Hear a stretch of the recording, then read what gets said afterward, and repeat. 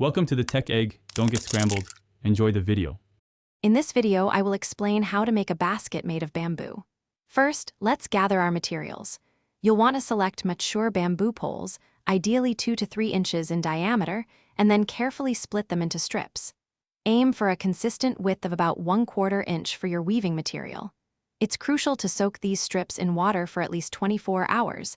This makes them much more pliable and easier to work with. Finally, prepare a sturdy base or mold to help guide your initial weaving.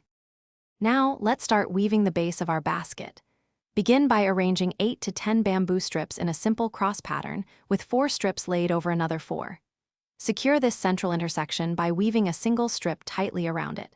Then, continue adding more strips, using an over-under pattern to expand your square base. Keep your weaving tight and consistent, aiming for a flat base that measures approximately 6 to 8 inches across, depending on your desired basket size. With the base complete, it's time to build the walls of your basket. Carefully bend all the vertical strips upwards at a 90-degree angle.